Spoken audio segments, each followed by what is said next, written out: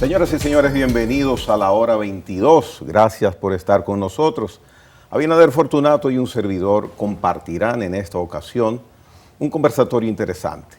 Tenemos con nosotros al doctor Antoliano Peralta. Él es consultor jurídico del Poder Ejecutivo en la República Dominicana. Doctor, gracias por estar aquí en la hora 22. Hay una parte muy importante en la cual la población tiene puestos sus ojos y es el proceso de la persecución a la corrupción en República Dominicana. Esta es una de las principales banderas con que el actual gobierno enseña la intención que tiene para ir concatenado a lo que ha prometido referente al término el cambio. Sin embargo, estamos a 7 meses de haber ustedes asumido los destinos del país y apenas podemos ver un caso que está precisamente conociéndose en estos momentos sobre medidas de coerción, el denominado caso Antipulpo. El presidente de la República ha mencionado que hay una cantera muy grande de casos que pueden y deben ser judicializados. El tiempo pasa, doctor. ¿Cuál es la situación de los posibles encauzamientos por manejos incorrectos de los fondos públicos? Bueno, muchas gracias a ustedes, a Abinader Fortunato y a Gregory, por haberme invitado a este programa. Ya Gregory y yo teníamos antecedentes de conversación así en público. Bueno, miren, es cierto que el gobierno que Luis Abinader en su periodo de campaña y siempre ha hablado de que no tolerará la corrupción en su gobierno. Ahora, hay que dividir esto en dos.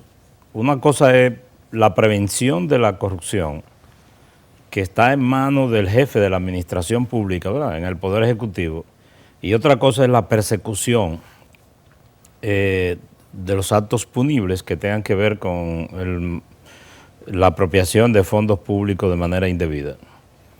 Como este presidente tomó la decisión de crear un ministerio público independiente en su accionar del Poder Ejecutivo, esta es una tarea principalmente o casi absoluta de la Procuraduría y de los fiscales. En la República Dominicana, el Ministerio Público depende en su designación, bueno, una parte del Ministerio Público, porque hay una legislación que pone a cargo del Consejo del Ministerio Público la designación de la mayoría de los fiscales, pero el Procurador General de la República, que es el jefe del Ministerio Público, depende en su designación del presidente. Y todos sabemos que el presidente decidió actuar no exactamente como manda la ley, sino como ocurre en otros países. Como en otros países el procurador, que es el fiscal general de la nación, lo designa un órgano que no tiene que ver con el presidente, con la presidencia de la República, y aquí no es así. El presidente dijo, bueno, como yo no puedo modificar la Constitución, lo que voy a hacer es que voy a designar un procurador o una procuradora que no responda más que a la ley y no al presidente. Entonces, los pocos indicios o conatos de actos indelicados que han surgido en el Ministerio Público, en el Poder Ejecutivo, el presidente, mínimos, tan mínimo como el hecho de que una persona no declare a tiempo, no presente a tiempo su declaración jurada, el presidente lo ha suspendido. Que a una persona la han acusado de algo, en algunos casos que la gente entiende que no tiene fundamento, pero el presidente dice, bueno, si hay una acusación y lo están investigando, dedíquese a su proceso de investigación. Hasta tanto. Y hay otro mecanismo de prevención que se han aplicado a través de la Comisión de Ética que preside doña Milagro, que vive atento a todo lo que hace cada quien. Ahora bien, los procesos propiamente dichos es una tarea de la Procuraduría Y yo ahora le digo a ustedes, ya en mi calidad de abogado con cierta experiencia, que todavía no es tiempo de que todos los expedientes que se han comenzado a investigar estén en condiciones de ser presentados. Yo no estoy dentro de eso, pero uno no se imagina lo que tiene que investigar un fiscal para poner un expediente en condiciones de ser presentado ante un juez con éxito. Porque los abogados en ejercicio sabemos que a veces somos apoderados de un caso determinado y ese caso dura meses esperando una certificación, un documento, una información.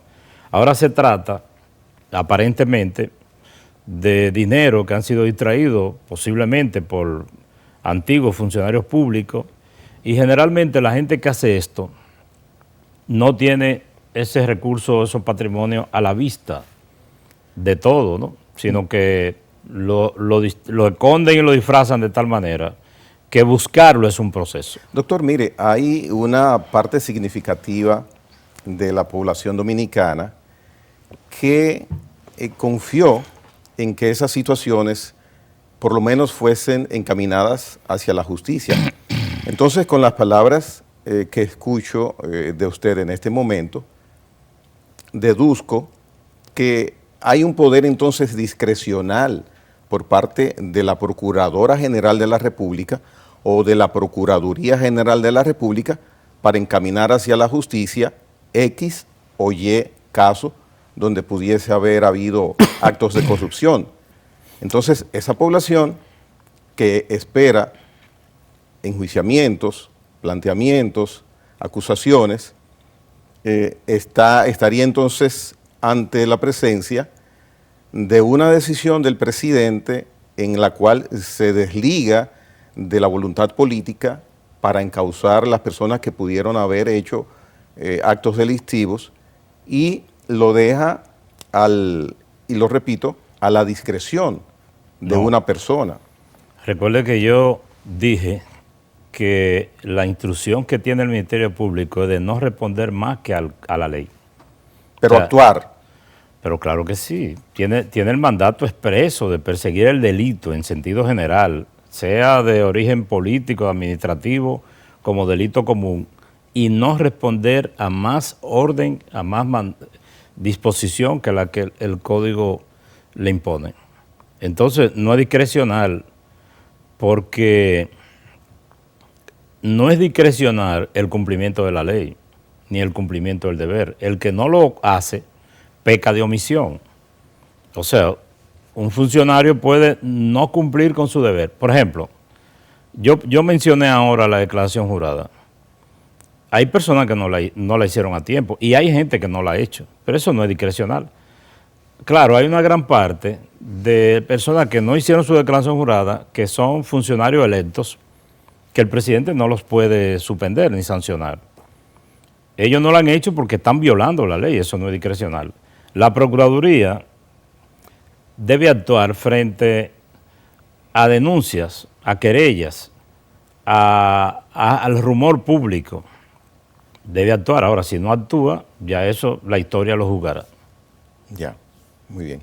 En el caso de las nuevas entidades que este gobierno ha creado para reforzar los controles y evitar así malos manejos de la cosa pública, es un indicativo de que lo que había como vigilante, como control, el desarrollo digital en ese aspecto, no era suficiente.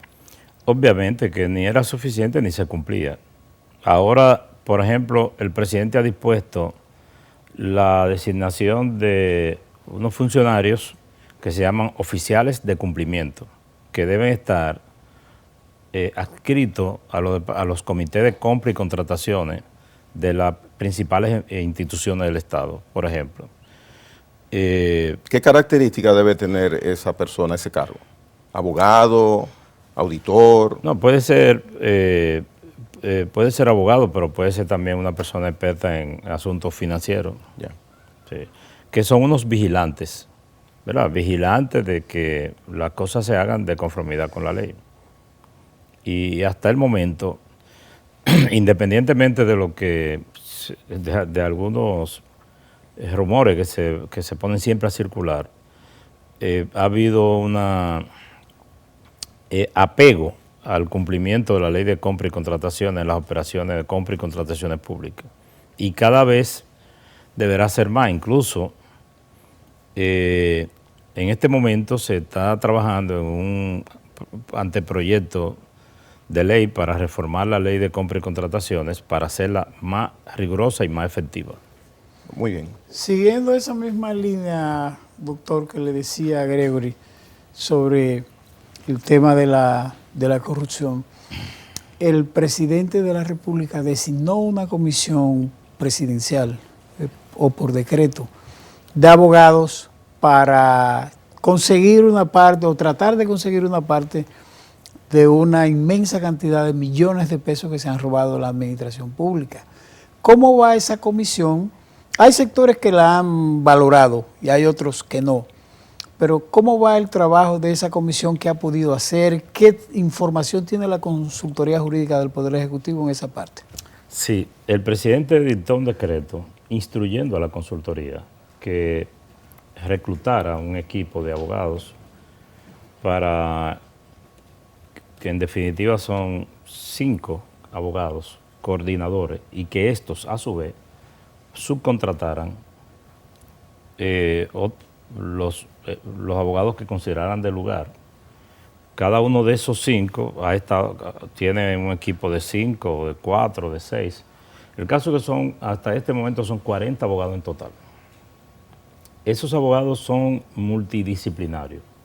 O sea, se han ido escogiendo, especializados en áreas específicas de interés para el tema que se quiere tratar.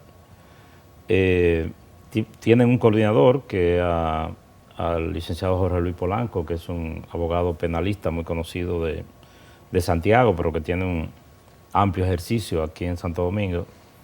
Y ellos han estado reuniéndose y organizándose y en algunos casos le han asignado instituciones del Estado y ya han comenzado la investigación. El método que está siguiendo, porque nosotros los contratamos, quien coordina la acción general es el licenciado Jorge Luis Polanco y cada uno de los equipos tiene un coordinador, como acabo de decir. Le asignan, por ejemplo, ISOE, Salud Pública, Educación, etcétera. Y ese equipo de abogados debe ir a esas instituciones que le han asignado y hacer un levantamiento de lo que pudo haber ocurrido ahí con el robo del patrimonio público. ¿Y hay perspectivas, doctor, reales de que se puedan conseguir esos recursos? Yo no estoy en la parte operativa, o sea, hay que esperar que ellos rindan su informe y que digan si hay evidencias concretas que puedan servir, porque en materia de justicia uno puede enterarse de algo y estar casi seguro de algo, pero si no tiene la prueba en la mano. Entonces, el trabajo de esos abogados es eso, hurgar, buscar las pruebas y encaminar las acciones judiciales del lugar que permita que ese dinero que debió estar al servicio de la vacuna, de los hospitales infantiles, de las escuelas, en fin, de todas las necesidades que tiene el pueblo y que tiene el Estado, y más ahora en esta situación, que retorne a donde debía estar siempre. Bien. ¿Usted personalmente tiene la certeza o por lo menos tiene la creencia de que se podrá conseguir algo? Porque aquí a veces se hacen muchas cosas. No, yo no tengo la certeza, pero tengo la esperanza. Y le voy a decir una cosa, Fortunato. Había que hacerlo, porque no podemos quedarnos diciendo hay que recuperar el patrimonio público en manos de terceros. Bueno, lo único que puede hacer el gobierno es decir, designa un equipo de abogados que lo persiga. Y esos abogados van a tener unos honorarios en proporción a lo que, un cotalitis, como decimos en el lenguaje de los abogados. De manera que, fíjense que siempre la gente decía, cada vez que se encamina un proceso penal, la gente dice, pero no basta con que lo agarren preso, hay que quitarle lo que tienen. Bueno, pero quitarle lo que tienen, o no lo que tengan, sino lo que pudieron haber sustraído, implica un proceso y hay que estar representado por unos abogados. Bien. Doctor Antoliano, yo quiero retornar un poquito atrás a lo que ya hemos conversado. Usted dio una respuesta en parte de que hay una obligación legal del Ministerio Público de actuar. Hay una figura nueva que no está establecida en ningún código, en ninguna ley, y es el desprendimiento voluntario que el Poder Ejecutivo ha hecho, determinando que exista lo que se puede llamar, lo que él mismo ha denominado, una justicia independiente, una procuraduría independiente.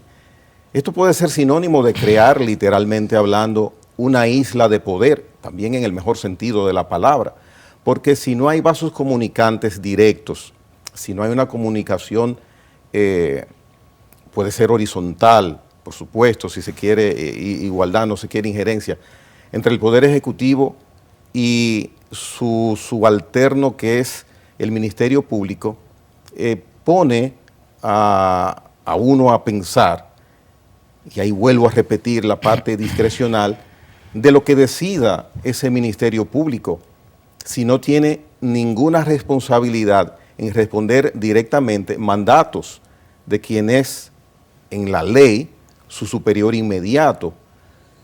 ¿No es esto un riesgo? ¿No podría el Poder Ejecutivo en determinado momento, por situaciones normales, necesitar de ese Ministerio Público?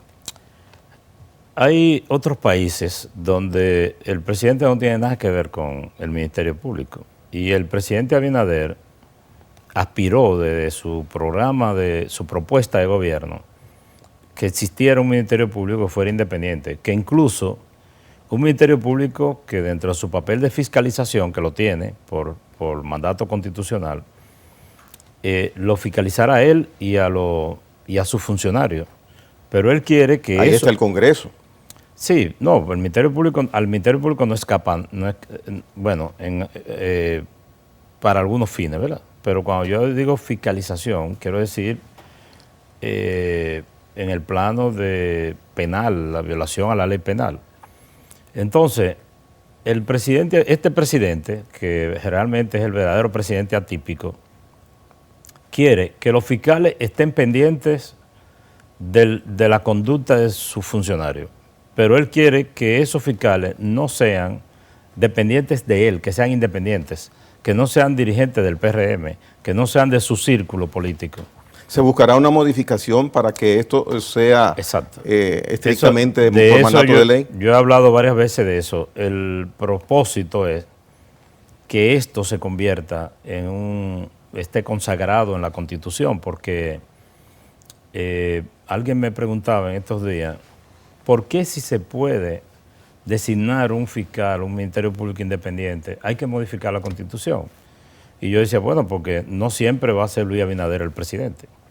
Y ustedes saben que hasta ahora los procuradores eran dirigentes políticos. Dirigentes políticos, miembros de sus comités central y...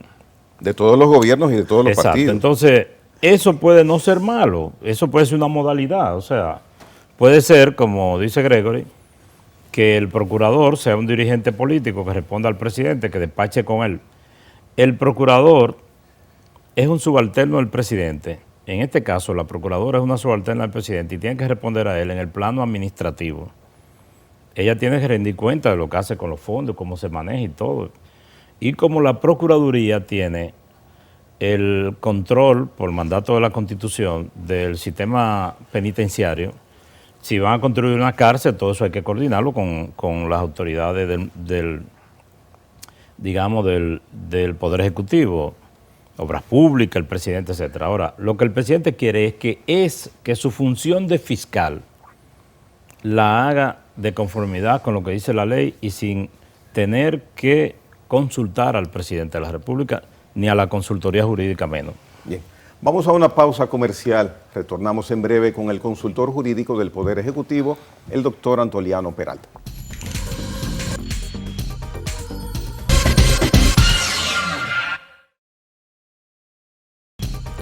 Bien, doctor Antoliano Peralta, usualmente en los días 27 de febrero, días antes, días después, el Poder Ejecutivo en la República Dominicana produce ascensos en la policía, en la Fuerza Aérea, el Ejército Nacional.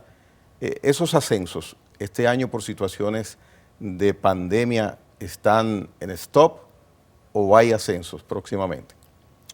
Bueno, esa es una decisión final del presidente, pero no se ha dicho que no va a haber. ¿Me explico?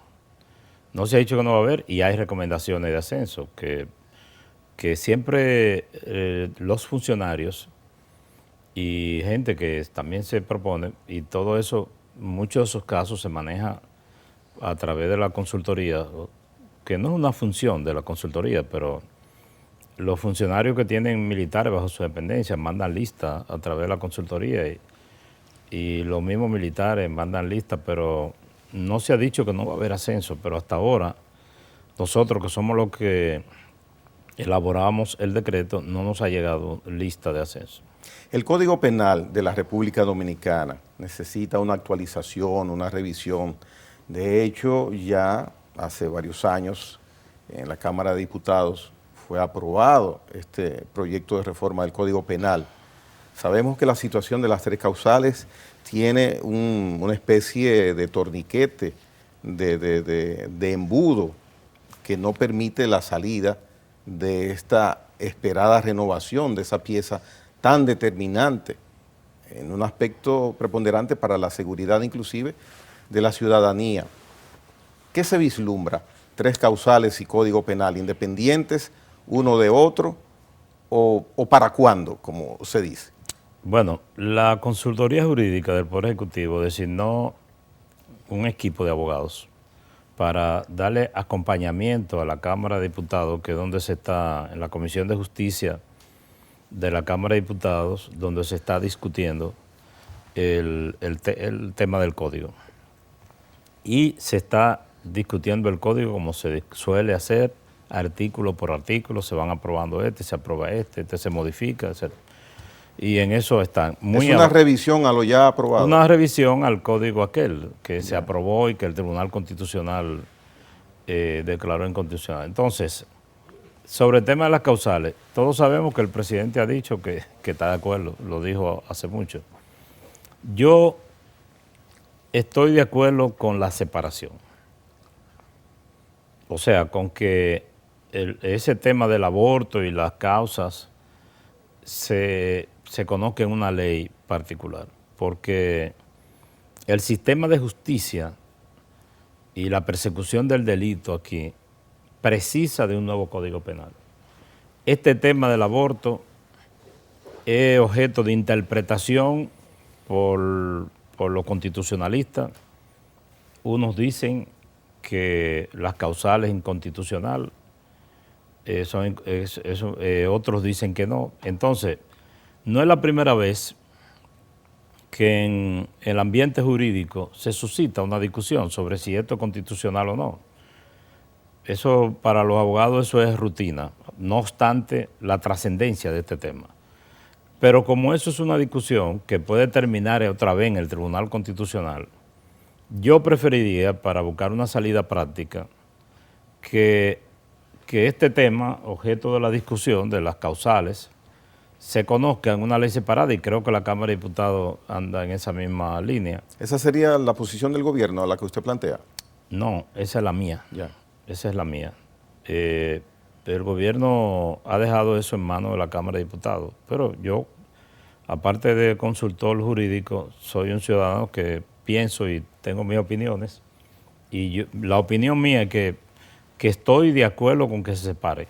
La población no quisiera, en sentido general, que se extendiera en el tiempo esta inercia en decidir y definir esa situación, y el tiempo va pasando, va pasando, va pasando. Ahora está de moda nueva vez, pero habrá que ver si las intríngulis que ha traído esta combinación, tres causales, Código Penal, no hacen que se convierta en un juego.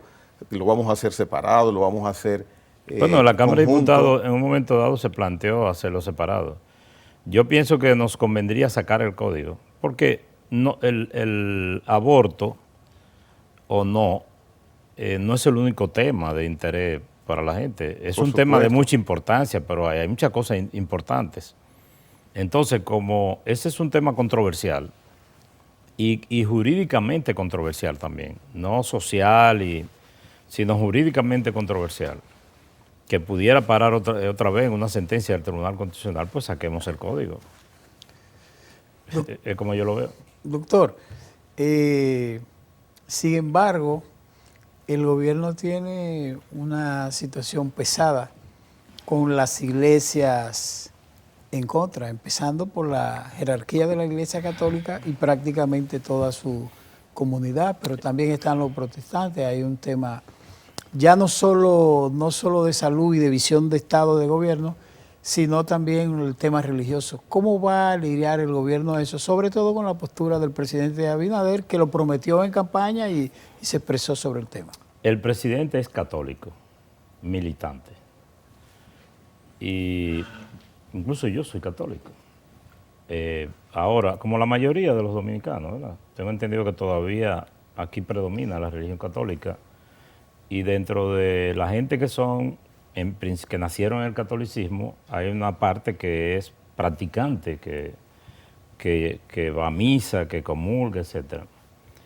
Ahora, la iglesia católica, en la iglesia católica, como debe ser en todas las organizaciones, hay libertades la gente tiene, hasta la Biblia es sujeta de interpretaciones. Sí, y de opiniones. De manera que yo creo que la iglesia comprenderá que uno de sus miembros, o que miles de sus miembros, estén o no de acuerdo con un tema. Fíjese que la iglesia ha cambiado de opinión sobre determinados temas fundamentales. Hay gente que son católicos que no están de acuerdo con el celibato de los sacerdotes. Sin embargo, la iglesia tiene el celibato y mucha gente cree que el celibato es bueno. ¿Qué quiero decir con esto? Que hay temas fundamentales en las iglesias, no solo en la católica, que sus feligreses están de acuerdo con un criterio y otros con otro. En este caso, el presidente tiene un punto de vista, pero el presidente solo lo manifestó porque eso es materia del Congreso. Ya. ¿Y usted personalmente está de acuerdo con que se valoren las tres causales? El incesto, la violación y el riesgo de la madre. Yo estoy de acuerdo con que se separen. Y ahí entonces se debata. Y ahí se debate. Exacto. Muy bien. Doctor, mire, el presidente de la República emitió un decreto recientemente sobre que es atinente a la administración pública. Sí, un decreto muy importante. Háblenos sobre eso. Mire, traje una copia para que usted vea cómo es la vida. Porque me parece tan importante este decreto que creo que la opinión pública debe conocerlo. Y con la venia de ustedes, me voy a permitir leer dos o tres artículos. Este es el decreto 149-21, que tiene que ver con el Plan General de Reforma a la Administración Pública.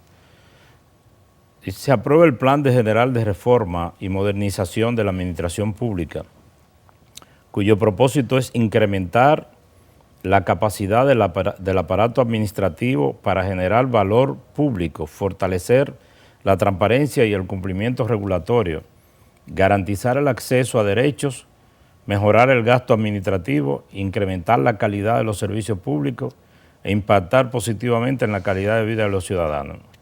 Este plan tiene como alcance la actualización normativa general, cuyo objetivo será formular y promover una adecuación del marco constitucional y legal de la administración pública. Eso es muy ambicioso, ¿verdad? Sí, bastante amplio. O sea, el presidente con este decreto está organizando la idea de que toda la legislación dominicana que no esté adecuada a la Constitución, incluso aquellas que mandó la Constitución del 10 que no se ha hecho, que se haga, que además que se reforme las normas que tienen que ver con la administración pública, porque es propósito de este gobierno hacer más ágil la administración pública, llevarlo, hay un plan que el presidente ha denominado burocracia cero, o y habla también de ventanilla única. El propósito es que donde usted tiene que dar 30 pasos para lograr obtener un objetivo, a veces un documento, que usted lo puede hacer en 4 o 5 pasos. Entonces, todo ojalá eso abarque también cuando se refiere al caso de pago a suplidores del gobierno. Sí, todo eso, porque muchas veces el dinero está. El dinero está, no es un problema de que no esté. La mayoría de las veces está el dinero. Y la burocracia es tan compleja que hace que la gente reciba su pago con un retardo que no tenía justificación. Yo por ejemplo, recuerdo que yo fui una vez en mi práctica profesional al Ministerio de Medio Ambiente a hacer una gestión para que un empresario pudiera acercar un terreno y necesitaba una autorización de medio ambiente. Y me dijeron que tenía que ir a un viceministerio a depositarlo, la solicitud. Yo la deposité. Eso duró un tiempo. Cuando salió, me dijeron que tenía que ir a 3 viceministerios, pero no caminó internamente, sino que yo tenía que sacarlo y volver y depositarlo. Eso no puede ser. Eso no puede ser. Imagínese a alguien que venga a invertir algo aquí que tenga que hacer ese mismo recorrido. Tenga que hacer eso. Y yo le digo a ustedes, eso se modernizó bastante a partir del gobierno de Leonel Fernández, la constitución de una sociedad de comercio. Todavía existen pasos que hay que mejorar, pero antes eso era una odisea. Y les voy a poner ejemplo práctico y sencillo. Si usted se gradúa en la universidad, usted tiene que tener un S4 porque la ley lo dice. Aquí estaba el ministro de Administración Pública, la gente iba llamando para eso, desesperado. Hay personas que tienen 2 años de haberse graduado, de médico o algo de eso, y no tienen su S4. El Ministerio de Salud Pública tiene que aprobar la solicitud de S4 y mandarlo al Ministerio de Educación Superior y después enviarlo a la consultoría jurídica y la consultoría jurídica llevárselo al presidente. ¿Y por qué tiene el presidente, que tiene un montón de cosas así por firmar, que firmaron ese Esos cuadro? ejemplos que usted da automáticamente estarían incluidos en ese proyecto de reforma? Sí, yo estoy poniendo ejemplos. No, pero digo, críticos. todas esas burocracias, como los ejemplos que usted pone. Sí, el objeto es que se modifiquen las leyes para que todos los trámites ante la administración pública sean más expeditos. Entonces, no le voy a abrumar con esto, pero le voy a decir entonces, ya el primer artículo de este decreto ordena, ¿verdad? Eso. El segundo artículo dispone los objetivos. Yo le leí uno. Y luego habla de las etapas del plan. Primera etapa, priorizará la reestructuración de órganos públicos. La segunda, priorizará la discusión, formulación, aprobación y promulgación de un marco legal propicio para la construcción de un Estado moderno, efectivo y centrado en el ciudadano. La tercera, priorizará la ejecución de las medidas necesarias para materializar el nuevo marco jurídico.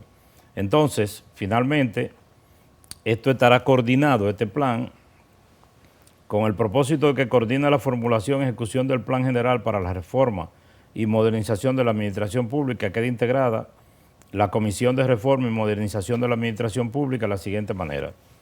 Ministro de Administración Pública, quien la presidirá. Ese es el MAP. Ministro de la Presidencia, Ministro de Economía, Planificación y Desarrollo, Ministro de Hacienda, Consultor Jurídico, Director Ejecutivo del Consejo Nacional de Competitividad, Director Ejecutivo de la Comisión de Reforma y Modernización de la Administración Pública. Y esto, doctor, y así designa, para concluir, perdóname, designa mediante otro decreto a un director ejecutivo. A eso iba. Sí, estos son... ¿Tiene el nombre? Sí, lo tengo, y tengo el decreto. A José Ramón Oviedo Méndez.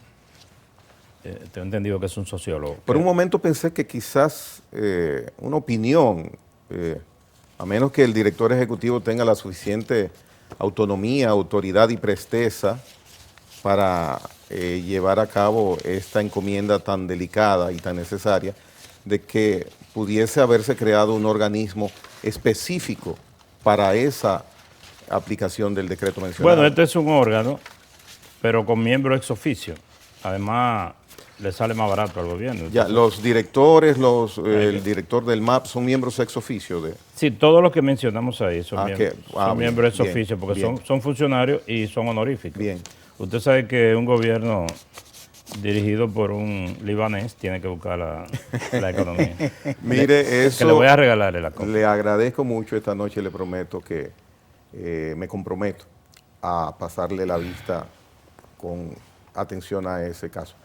A propósito de esa parte que usted nos ha presentado, algo que se liga un poquito, hace un poco de colindancia, es el tema del referendo. Vamos a hablarlo después de la pausa comercial, Perfecto. que ya es la parte final del programa.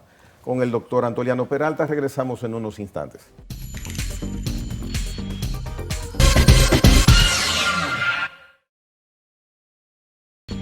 Muy bien, regresamos con el doctor Antoliano Peralta. Usted fue la pasada semana a la Cámara de Diputados. Allí fue recibido por el presidente de ese organismo. Llevó el anteproyecto de lo que sería una ley orgánica con referencia al referendo. Explíquenos sobre eso, por favor. Sí, Una explicación apretada, una sinopsis breve.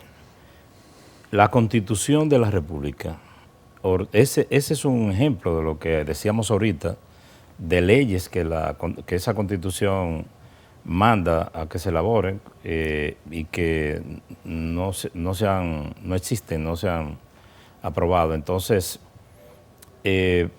nosotros desde la consultoría hemos tomado la iniciativa de ir impulsando algunas de esas iniciativas que ahora lo haremos en coordinación con esta comisión que designa el decreto. Una de esas iniciativas, entre otras, es el referendo, que es un paso trascendental, ¿verdad?, para la institucionalidad de la República Dominicana, que no es más que una consulta para la reforma de algunos temas que la propia Constitución trae. Para mencionarle uno, por ejemplo, la moneda.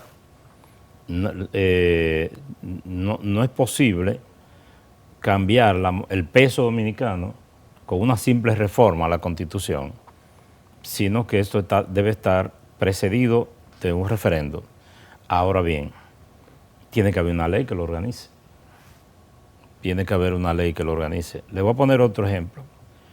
El indulto.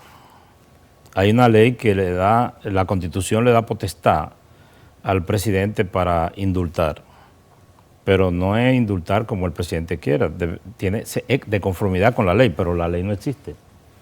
Entonces, pero usted me preguntó específicamente sobre el referendo. Sí, depositamos eso, el referendo consultivo, que eso y aprobatorio, no existe el referendo revocatorio.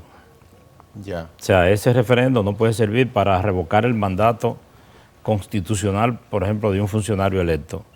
Pero como le dije, y de eso prometo que podemos volver un día a conversar, sí existe el referendo consultivo y el referendo aprobatorio para reformar la Constitución en los aspectos que la propia Constitución establece. ¿Por qué es oportuno plantear ahora de que podemos tener esa herramienta del referendo? No, porque ahora es que estamos en el gobierno, ahora es que lo podemos plantear. Y tiene mayoría en el Congreso. Exacto, exacto. Estamos al nivel en República Dominicana para afrontar esa responsabilidad, que no se manipule. Es que tenemos que hacerlo porque la Constitución lo manda. Incluso el Tribunal Constitucional se refirió en una sentencia de eso, de que se había incurrido, que el Poder Ejecutivo ha incurrido o el Poder Legislativo en una omisión, porque no ha cumplido con el mandato que le da la Constitución. ¿Y esa omisión qué fue? ¿Un olvido o expreso, a su entender? ¿Qué usted piensa? Que Abinader tiene una Bueno, pregunta. debo decirle, este proyecto que nosotros depositamos no es el único. Yeah. Han habido intentos, incluso el senador Félix Bautista había depositado un proyecto antes, que no pasó. Mire, doctor, hay un tema en la opinión pública que viene desde hace varias semanas, prácticamente meses, que está relacionado con la Cámara de Cuentas. ¿Va a seguir el mismo redil la escogencia de los miembros de la Cámara de Cuentas que ha seguido la justicia, la libertad? El presidente se deshizo de eso no va a haber la intervención política para escoger los miembros de la Cámara de Cuentas, desde el punto de vista de la...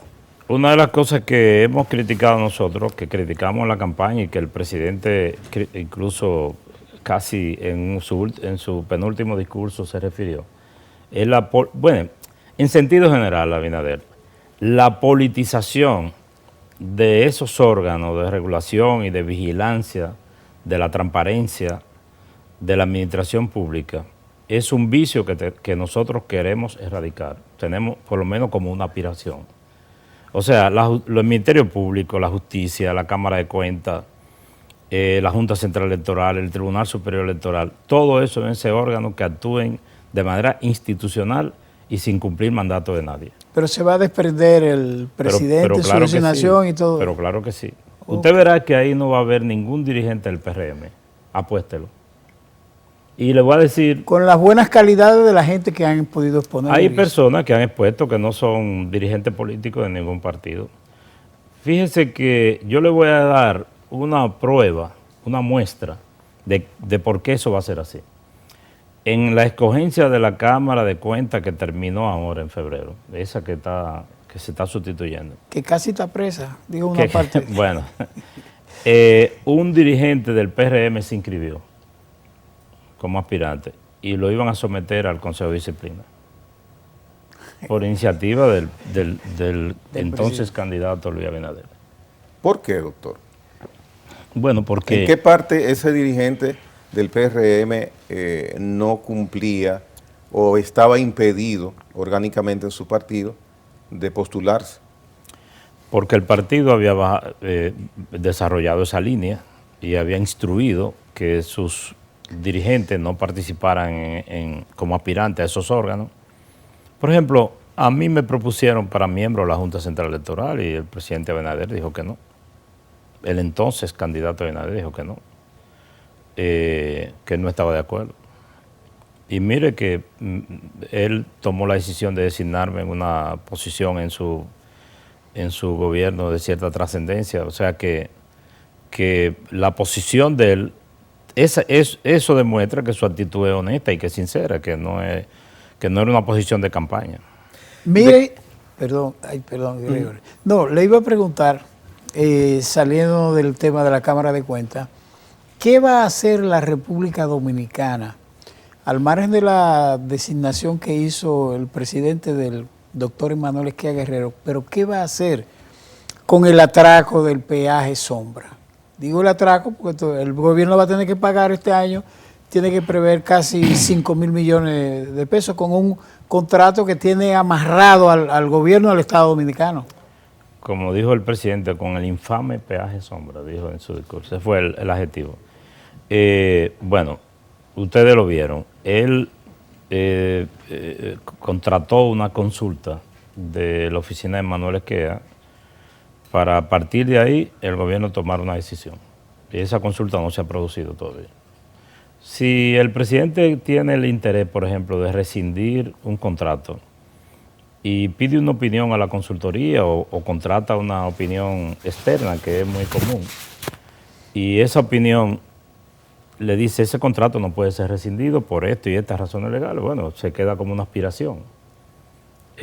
O lo que sí se puede hacer esto, se puede renegociar, se puede... estamos esperando la opinión contratada. Pero una empresa no puede constituirse, tener tanto poder para... Ha trascendido que probablemente hayan organismos internacionales que hayan estado vinculados al tema del contrato, de gran nivel. Organismos internacionales vinculados... Usted me dice que si usted me lo pregunta, me lo informa. No, yo solo estoy preguntando. Ah, no lo sé.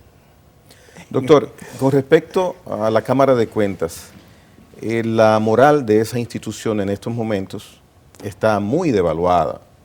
Todos sabemos por qué está sucediendo. La esperanza ahora es que la recomposición, nuevos miembros, pueda recobrarse o pueda adquirir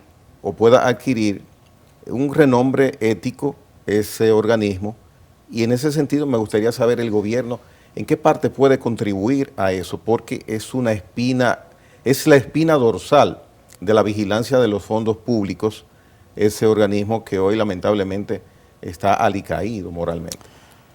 Bueno, el PRM puede contribuir, no el Poder Ejecutivo, porque eso es una tarea que está entre la Cámara de Diputados y el Senado. Pero el PRM. Sí. ¿Cómo usted explica? Cuando usted me dice el gobierno. No, yo digo el gobierno, literalmente. Yo digo. Usted dice el PRM. Yo digo que el PRM, porque la acción que asuman los diputados del PRM puede ser determinante para la escogencia de las ternas que se van a presentar al Congreso, al Senado. Yeah.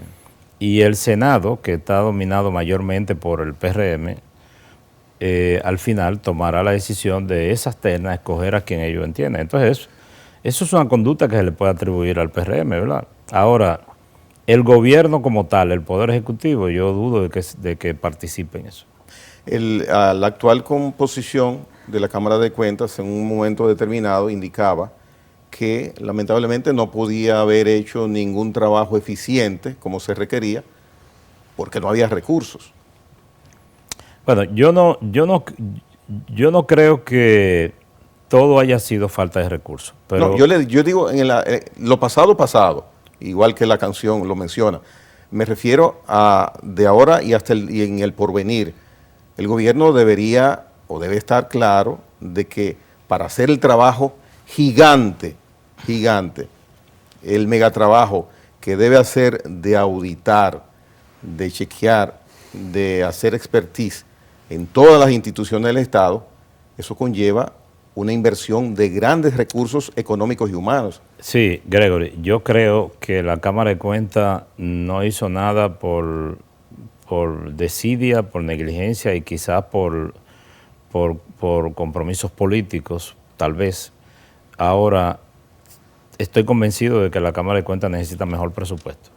Correcto. O sea, es bueno saberlo de sus labios. Si la Cámara de Cuentas, así como está, hubiese tenido la decisión firme de hacer algo, hubiese hecho algo, pero no todo lo que tenía que hacer, todo lo que se necesita que haga. Si ahora mismo el Congreso designa la mejor Cámara de Cuentas posible y le dejan el mismo presupuesto, esta Cámara de Cuentas será mejor que la anterior, pero no la deseada, no hará el trabajo deseado. Ya. Mire, finalmente, y refiriéndome al decreto que usted en parte leyó, que busca reformar, modernizar lo que es el funcionamiento del Estado, hemos estado pendientes de la unificación de distintas instituciones para hacer más práctico, más viable el funcionamiento CDE, OISOE, SEA. ¿Cuál es el nivel de desarrollo de ese tan anhelado deseo de que se simplifique un poco el Estado? Se anunció, bueno, el presidente lo dijo en la campaña y lo anunció ya como una decisión en la transición. Y nosotros somos parte de 2 comisiones que tienen que ver con ese tema. El despacho de la primera dama no existe, Procomunidad no existe, OISOE se está desintegrando, SEA se va a fusionar con bienes nacionales y se está liquidando. Y FONPER hoy, precisamente estuvimos discutiendo una ley para transformarlo, eliminar lo que es FONPER, pero FONPER es dueño de un patrimonio accionario del Estado, entonces esas acciones tienen que ir a algún lugar.